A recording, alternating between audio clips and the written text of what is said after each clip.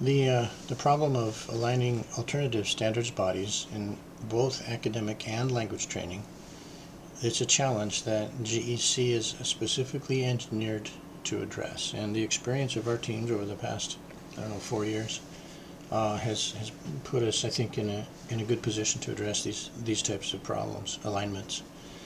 One of our earliest projects was to look at the standards of all 50 states in the U.S., and one of our partners basically took the textbooks from all 50 states and dissected them and cut them up in order to build a complete standards body and an accompanying content corpus.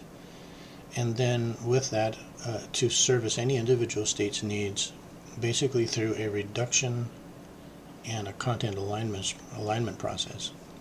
So basically they have a corpus and a standards body that's larger than any single state, and they then with that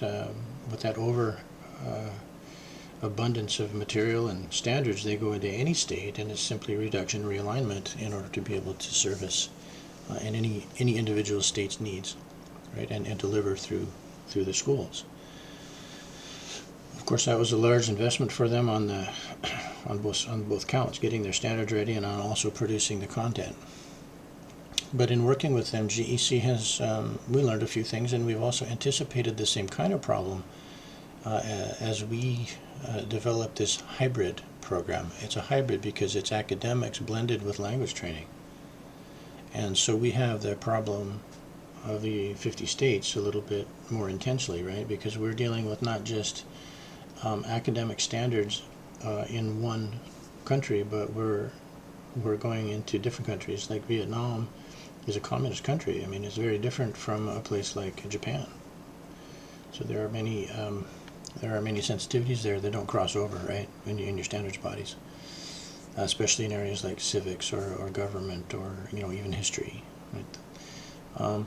So there's that, but then also in the language standards, we also have to have some, as in their strategy there was to have a corpus that was larger and more complete so that you could deal with the standards of smaller standards bodies, right, the requirements of smaller standards bodies. So in our language standards as well, we've had to take that approach.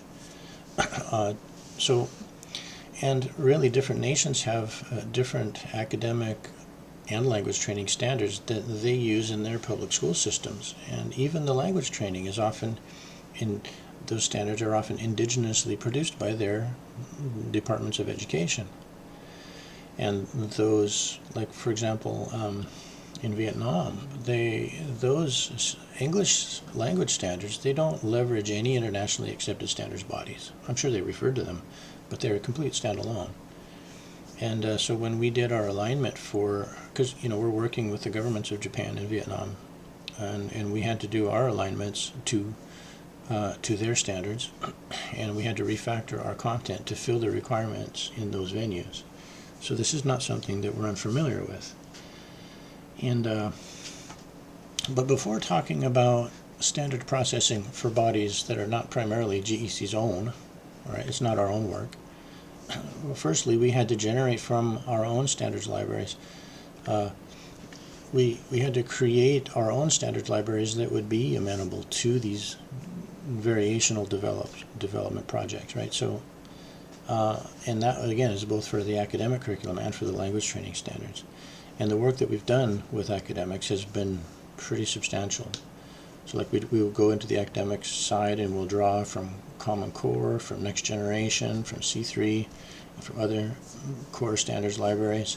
And then we'll bring into that exhaustive listing from all 50 states that we mentioned above. We do have those libraries from back then, and that have been helpful to us.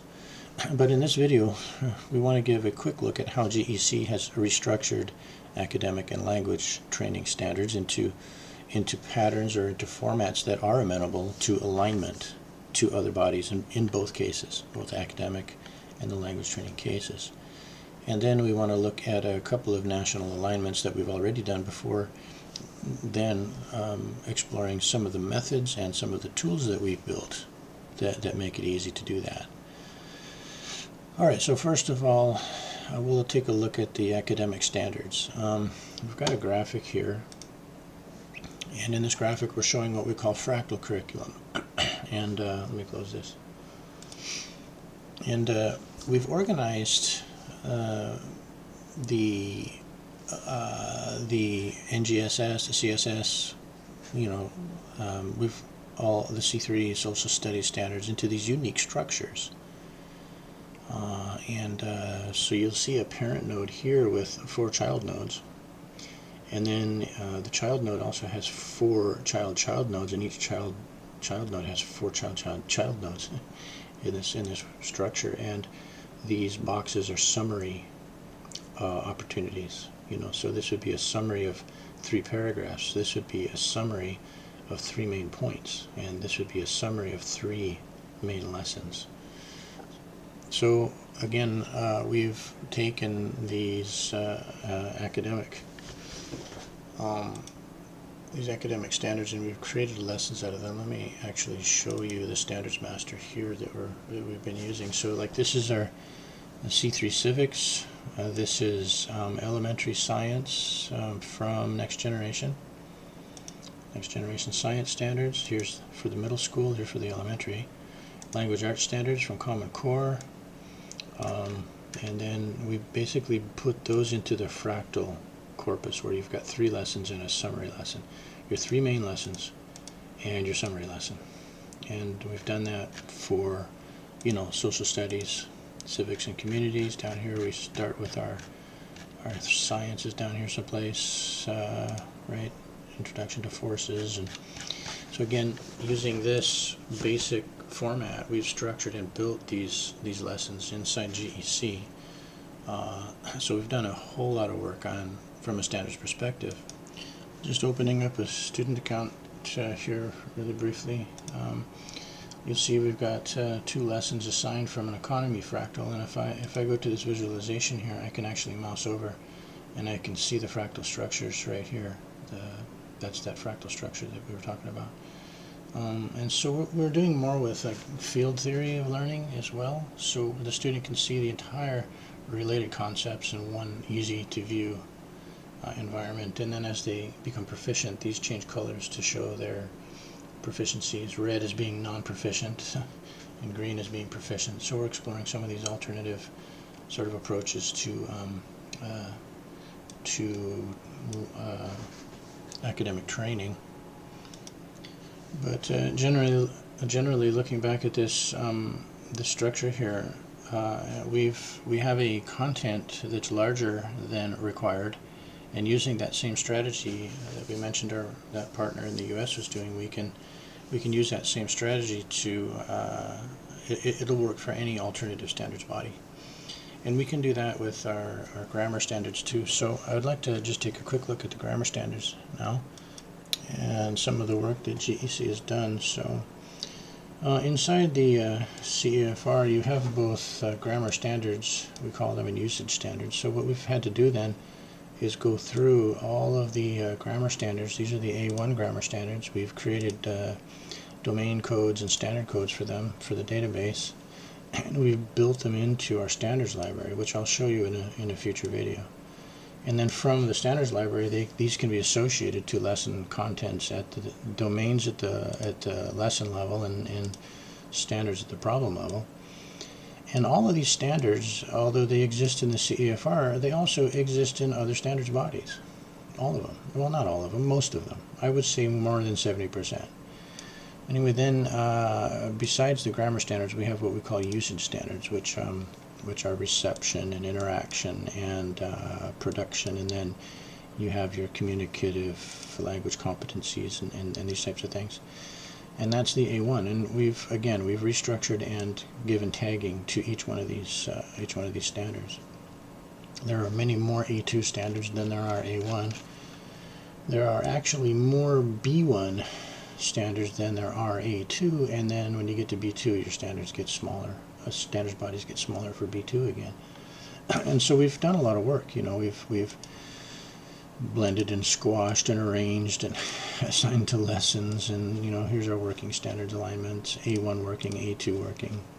So the amount of experience I think that GEC has with standards domains, whether they're academic or or language training it's going to be hard pressed to find a team, I think, that has as much experience, not just in, again, creating our own standards bodies that are exhaustive enough to subsume any others, in the spirit of the 50 states there, but also in the work that we have done to support other countries. Like, for example, here is the Vietnamese standards that we've gone ahead and put the lessons that apply to all the Vietnamese standards here. This is one that we didn't have, right?